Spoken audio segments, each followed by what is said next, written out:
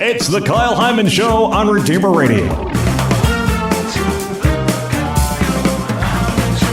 This is Kyle Hyman, and I'd like to welcome back to the show for, is it National Adoption Month? National Adoption Awareness Month. Forgot the awareness. Yeah. Heidi Meier, thanks for being here. Yeah, thanks for having me. Good. Last time you were here was episode 570. Encourage people to go back and listen to it. I did. I went back and listened to it again.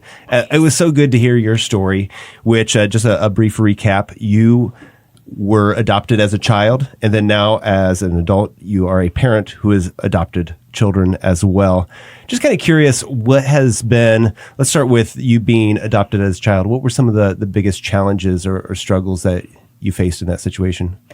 Yeah, so being adopted as a child, I really knew no different as far as, well, what would it be like if I were a biological child of my parents, other than the fact that I always knew I was adopted. So I always had this idea of what would life have been like had I not been adopted. Or so as a child, you tend to fantasize, or I did, like I was maybe this, princess in a faraway land type of thing where I didn't have to make my bed and do homework and sort of things. Or, were my parents, these really astute professor type people or something like that. So you kind of tend to drift and think about what would my life have been. And then I think sometimes you can be, even as an adult, I tend to reflect. So as a child, I maybe didn't realize some things that I was experiencing or feeling. But now as an adult, I tend to look back and say, oh, okay, that makes sense. So as adoptees, we have a strong desire for connection. So even though we have loving, healthy family relationships, we still have this initial trauma from being taken away from our birth family, from our birth mother. And so we all process that a little bit differently. For me, I want connection. I starve for connecting, be my friend, let's hang out, let's talk, let's, have that security of I can just give you a call and we'll hang out and I know that you'll be my friend. And so I think for me, I always wanted to have sleepovers and have friends and really be with other people. I didn't like to be alone a lot. Okay. So, did your friends know that you were adopted growing up? Yeah, they did. My parents were really open about it. They talked about it, but it really wasn't, we kind of just, you would say, oh, that's cool. It's kind of like a neat fact, that you can do several backflips or something. Right. Oh, Heidi's adopted. Two truths and a lie. Yeah, right. Exactly. Yeah. So they always knew, but there wasn't any super in-depth conversations about things. Really, I guess, too, is when you had a health question for me. I wouldn't be able to answer that. So, what, is there a history of cancer or arthritis or something? I, had no knowledge of that. So, because it wasn't until you were in your 20s that you started looking up your birth parents, right? Yeah. And not until 20 years later that I connected with them. Oh, it took you that long? Yes. Yeah. Wow. Yeah. So is it different for you basically looking like your parents, looking like you could have been a biological child, right, versus your children that you've adopted don't necessarily look like biological children? Right. Is there a difference in how they might be treated or perceived by the public? I think so. Yeah, for sure. Their experience might be more difficult? It might be, absolutely. So, but I have two boys, two toddlers, 4 and 2, almost 5 tomorrow. And my first son people think that he looks like us. He really doesn't. If you saw his birth family, he looks almost identical to his birth dad. But people think, oh, blonde hair, he kind of looks like them. My second son is African American. So obviously, white mom and white dad, he was adopted. Yeah. So I think sometimes we definitely get a lot of looks. We get a lot of, I think, gratitude or an extension of, oh my gosh, you guys are so great for adopting, which I never know how to accept that because I just love this baby and I was called to adopt and had a fertility struggle and this is the baby that God gave me and I love him as my own. And so I think sometimes the perception is, can this child fit into this family as they would, 40 years ago, we just kind of tried to assimilate adoption. So it was like, oh, you can tell them they're adopted, but they don't really need to know their their birth family at all. It's just better for everyone, right? If they just kind of go along with life being in their family. Whereas when you are of a different race or ethnic background, it's pretty evident that you are adopted. And so I think it can be challenging for those adoptees because while they may be African American on the outside, they've been raised by a completely different culture than society perceives them to be. So, there's definitely different ways of parenting and different things that we'll have to talk about as far as safety and different things like that as he gets older. And it's a great, that's why November's so great, because we can have these talks and talk about just being aware of perception and how we, accept everybody. Because even though we love everybody as they are, there is a difference in some ways as we parent. And then they have both open adoptions, so their birth families and their relationships are very different. And so I think with currently right now, my second son, who's African American, his biological mother doesn't interact with us. She doesn't communicate with us. And that's so very sad because I want it. I want it for him. And I want him to have a connection with his birth family and his brothers and his sister and cousins and grandparents. He's 2, so he's not super aware of it now, but as he grows, it's just really important. And I think it kind of lessens things, especially as you grow as an adoptee, your identity of where do I belong? Well, you always belong with us, but you always have this sense of I came from somewhere and I need to kind of unpack that and figure out who I am. Yeah. And it's such a hard situation, I feel like, because in some ways the race doesn't matter at all. But in other ways, by how you might be treated by society, it does. It does. And we are treated differently, sadly.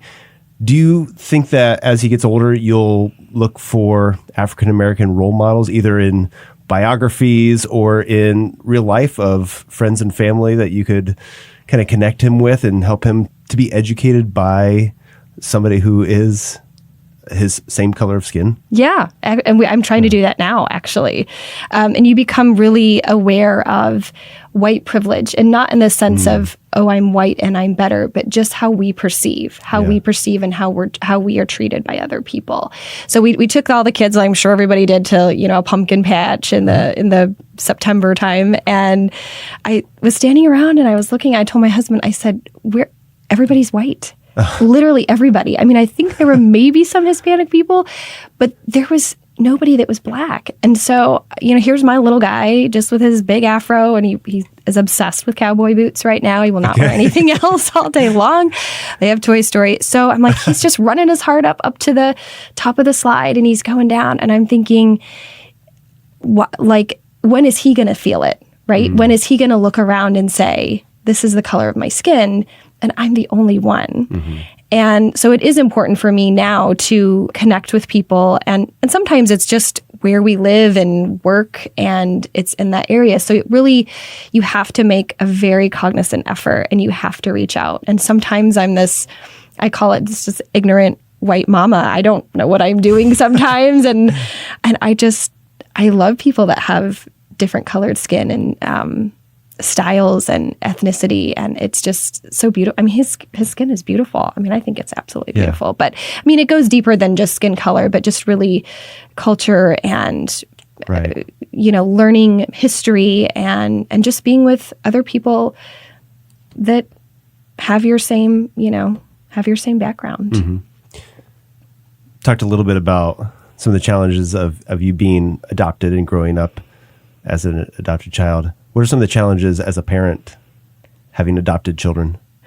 Well, you want, I mean, as a parent, any parent, you want your child to feel loved and nurtured. And I think I struggle with, actually, my 4-year-old, we talk about tummy mommy and, things like that. And so the conversation can be stabbing to me sometimes, because he'll say, I really miss my tummy mommy. Well, he's 4 and he's never met her. Right. But he'll say, I really miss her. And so as a parent, you realized, again, he is adopted. He's not my biological child. He did come from somebody else. And I love him no differently. But to honor his birth family and also to honor him, we have to talk about it. And it's painful. I mean, it's definitely painful as an adoptive parent to kind of share, I guess, that affection or that love or that just that knowledge that you're not the only mother or only parent. And so I try to reflect that back on, Jesus and his father, and this, he was raised by Joseph, and just a completely different way, and we're just all in communion with God. So even though it's hard and tough, and the relationship always has challenges with birth families, and really the main focus is that the adoptee is okay. That's who is the main important one. Is the adoptee okay? Do they feel secure? Do they feel loved? And do they understand why? And sometimes you just never know what kids will ask. So sometimes you're unprepared for those questions, That's parenting in general. Yeah, that's parenting in general. But it always revolves back to, we're a family and we love each other, and, we want to share that joy with his birth family. And as he gets older, I'm sure things will evolve too, and he'll have questions. But it's nice because they're only a text away or a phone call away. I think a lot of us have adoption in the back of our mind as maybe, potential in the future, or maybe something people are discerning right now. Is this something, do you think, anyone could do, or is it a special calling to adopt a child? Well, I think it is a calling. It's hard. I mean, adoption is not easy by any means. Which is harder, the process of going through the adoption, or once you've adopted the child, the aftermath? Well, probably if you're a first-time parent, you're a waiting adoptive family, and you've never adopted before, then that is probably really crucially just straining. You're just waiting, and you feel so helpless because you can't conceive on your own, or you're waiting for the mercy of someone else to judge you and choose you and give you a child. And that's really that takes a lot of faith. I mean, it does. And it's stumbling and praying and just waiting on God to be God, really, to say, this is my timing. But then parenting, you're like, okay, we're in it. And, my son was born 5 years ago tomorrow. And it's like, okay, what is he going to, I want him to feel secure. I want him to feel happy. Sure.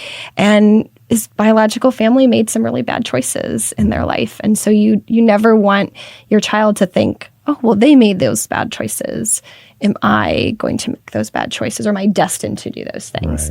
Right. And so I guess it would be the same if you were a biological child and you had made some poor choices.